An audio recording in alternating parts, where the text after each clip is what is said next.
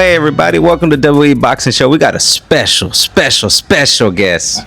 Former IBF and 1992 Olympic, correct? Yes, sir. And now trainer with his son Gio. That's it. Gio Marquez. Man, let me how you like being on the other side of the boxing world now? Because as a former fighter, and now you're in the ring, but on on the other side of the ropes. I love it, man. It's a different. I love it. It's a different experience, and I always tell everybody, like, being a broadcaster for so many years. I was with Showtime for 12 years, and even before that, I've been doing broadcasting since 1997. But when I see the fight from the outside, I'm always thinking, man, what was I thinking? Why was I boxing? What? Like the punches, it's a brutal sport. It's a tough sport, yeah. But I'm glad that I could bring all that experience. Like if I knew what I know now back when I was fighting, I would have made it bigger, man. I know that for a fact. But you learn. You see so many, being on Showbox, you see so many different styles of fighters. Prospects that are coming up, and they all go on to become world champions. That's what Showbox developed. I believe over 80 prospects went through there and went on to become world champions. So just seeing prospects mature, into world champions and see how they're learning and stuff, it's teaching me a lot too. You learn. Right. Yeah. So my other question is, when you were a fighter, who was your toughest fight? My toughest fight, I would think when I fought for the middleweight world title at the end of my career, I was at the last straw. Before that fight, I fought on Showtime. I fought a guy named Giovanni Lorenzo, a Dominican guy. He was undefeated. He was like 28-0 with 20-something knockouts. He was a knockout artist. I wasn't supposed to win that fight, but I did have a name. But I earned it to get there to fight for the eliminator, to fight the world champion, Arthur Abraham. Oh. Anyway, so I beat Giovanni Lorenzo. I used my experience, my huevos, I had, you know what I mean? There we go. Yeah, I used that, and I got the decision. I was able to fight Arthur Abraham, but I believe Arthur Abraham, man, that guy was, you saw what he did with a lot of fighters, the way he knocked them out, and his power was, it was crazy. That's the hardest I've ever been hit. So with all the experience, Yes. as a fighter, you're on the other side now. Right. So when you see the fights today, what's your thought on fighting today with the fighters? Well, I'm old school. Okay, so you got to realize that I'm old school. And sometimes fighters don't really want to fight. They're okay with they're okay with moving around and holding, or they don't want to Engage and give people really what they want to see. Right. People pay to see people go at it. They want to see blood. They want to see knockouts. And a lot of fighters nowadays, not mentioning any names, they don't give you that. So I'm old school, and my style was come forward type of guy. Sock 'em, sock 'em. Blood, headbutts, elbows, whatever it took to win the fight. That's the way I fought. Okay, so let's pick a fight. What about the fight with Tank Davis and Lamont Roach? What about it? Do I think? Do you think that Roach won the fight? I do believe Roach won the fight. Yes, Wow. I do think. I think Roach pulled it out. It was close. I feel it. It was close. Yeah, it was a close fight. But being Tank was a star. You got to give him all that. He's the champion. He's the name. But maybe Roach needed to do a lot more. But I still think. I still think he did enough to pull it out. And I would love to see a rematch. And there's a lot of other things that happened. When Tank went down, he took a knee or whatever because something got in his eye. You don't. That was a like knockdown. Exactly. That should have been knockdown. That should have been counted as a knockdown. Yeah. Exactly. Yeah. There's a reason why he went down. I don't think it was the I don't think so. He felt something. Maybe he felt Roach was coming on and said, "Let me just take a knee because I don't want to get hit again." Question. Yes. Is there a fight in your era? Because your era was very stacked. Is there a fight you probably, or somebody you would have wished to have shared the ring with? Absolutely, yes. And that's my Olympic roommate, teammate, Oscar De La Hoya. They never made that fight. No, they never met that fight. I tried all kinds of ways. I tried to put myself in the situations, but I mean, you want to know the truth behind that? Me and Oscar grew up together. Oh, You know, we came up in the amateurs together. Like, you know, I was a top rated. I had a decorated amateur career. I won nationals. I won medals in the world championships. I was a top guy. Okay, so when Oscar came into the team, I came into the team in 1989. He came into the team in 1991, I believe. I remember when I met Oscar, and you know, he introduced himself to me, and we just hit it off. You know, we're Hispanic Americans, and we hit it off. We started hanging out and all that. And of course, he went on to win gold medal. Yeah. I lost in the quarterfinals, and but yeah, that's one fight that I fought on his undercards. I even did a co-main event when he fought Hector Macho Camacho. I was the co-main I event. saw that fight. Yeah. So I did try to put myself in situations to maybe fight Oscar. I think it would have been a great story because we were Olympic roommates and we were on the national team together. We traveled all over the world. It had a good story background, you know, and then we meet in the pros. You know, we're both Hispanic Americans. It would have been a good draw.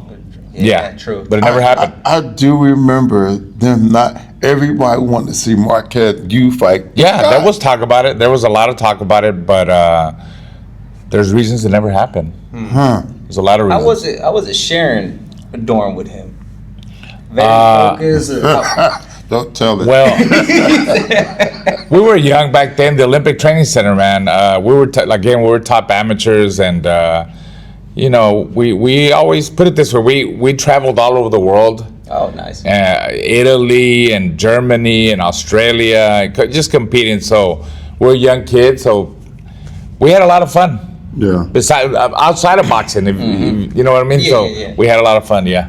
That was a good year. That was a good year. I left track that year. Oh, That was a year. That would have been my year on that. 92 Olympics. Also, you know, like Leroy Burrell and Carl Lewis. That was my Yeah, era. Leroy I and his jumped- wife. Yeah. Yeah. I'm always doing you know, here the local Olympians. We get together and we have a community where we, you know, promote Olympics. Oh, yeah. Leroy, his wife is what's her name? I'm so bad with names, but yeah. She was a 100-meter runner. Yes. She ran and do you like know 11. Jackie Washington? Yeah, I know Jackie. 84 I know Olympics. Leroy. I know Carl. I know. Yeah. That was my time. Okay. But I left track the year before at 91 because it wasn't giving me what I wanted. I was a sixth American in the long. I went 27 feet in the long jump. Oh, long jump. Yeah. Carl was a man. He had been winning since 84, Yeah. 88, and nobody could beat that motherfucker. Wow.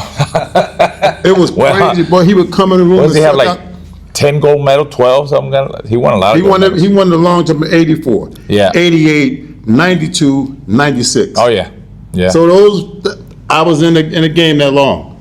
So when I see these guys, I'm like, every time I see a car, I just gave him a nod. I still don't like his ass.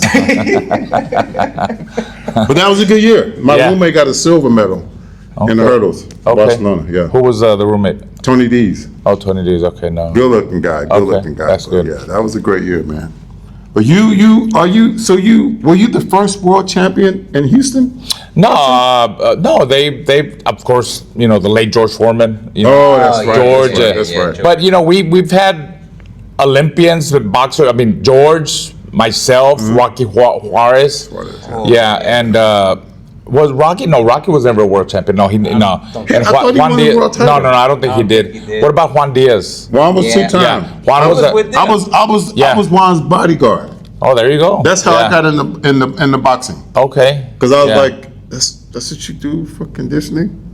I was like, oh, you a world champion. I said, I think I could help. But he already had his team together. Right, And then right. I ran into pro grade at Savannah. Savannah was like the Mecca. Everybody. Willie trained. Savannah, yeah, I remember Yeah. back when I Ronnie Shields used to train me too in the pros, and I used to go to Willie Savannah's gym, the late Willie Savannah. Do you know what's funny? One time I'll never forget this, and I meant to tell you some years ago. I pulled up. I was on Hillcroft. I pulled up at the light at West Park, and Hillcroft, and then you pulled up beside me. Really? And I was like, that's fucking Raul. I was like, wait a minute, where the fuck are you going? He's funny, man. I promise you. You're funny, I bro. swear. You make me laugh, Bro, man. You pulled out. I was like, I don't even look. It's early in the morning. I don't even feel like laughing. He's making me laugh. That made me laugh, bro. and then here, years later, I'm fucking in boxing, and I'm like, Yeah. I said I need to tell him that. And I don't know right. when it was. Yeah, but you was I think at that time you were going towards Savannah. Okay, yeah. It must have been It was early in the morning too. yeah. It must have been the early 2000s or something like that when Ronnie used to train me. Yeah, something like that. And Ronnie worked at the gym because when I got into it, I used to make. We used to have an eating company. I made food for Juan.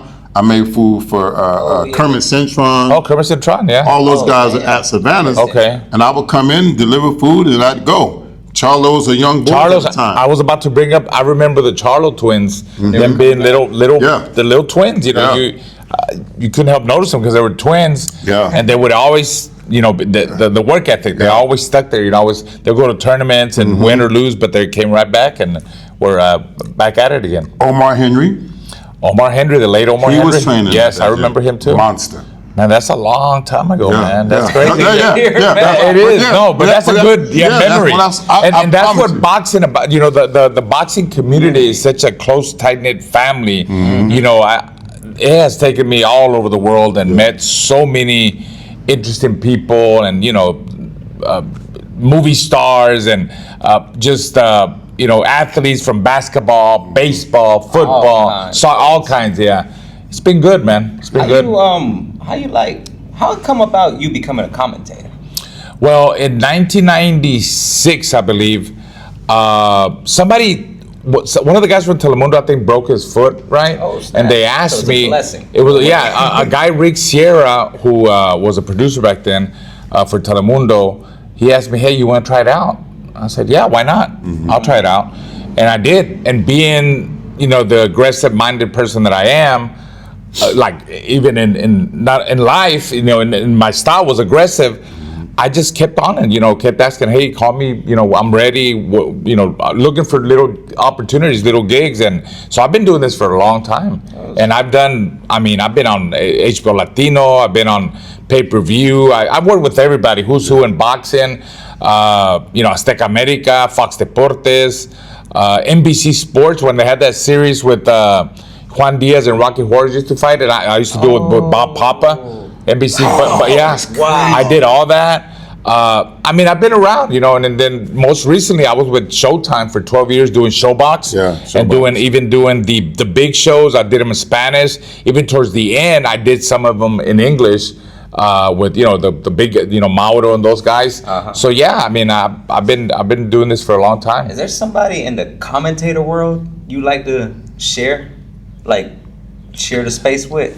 I'll tell you what, the legendary when I was doing Showbox, I already know who you're going to say. Barry Tompkins. How do you like it? How do you like it when the Tommy Hearns Hagler fight? So I worked with Barry Tompkins. I grew up watching Barry Tompkins on HBO, and then for me to work with him, it was an honor for so many years on Showbox.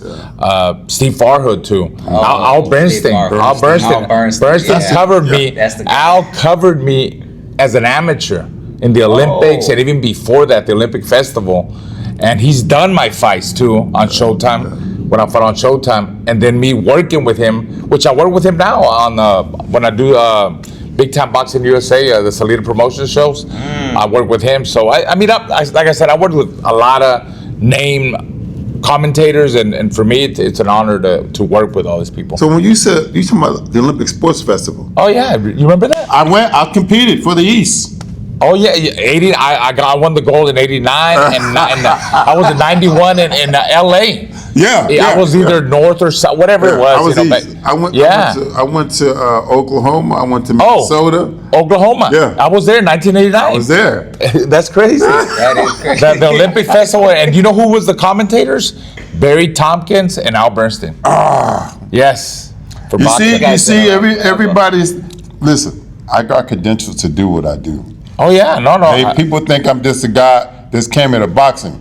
Right. I'm not a boxing coach, but I know that. I know the Strength and conditioning, biomechanics. yeah. I know all that. I know time. So you just confirmed everything. You said Olympic Sports He's Festival. been around. The Olympic I Festival, still yeah. have my uniform. Yes, I got them somewhere. You know, Harvey might have taken some of it. But I don't remember Harvey. Yeah, that's but I got some of that crazy. stuff. Harvey. Yeah. So look, everybody. This I don't know. It's gonna throw you off now.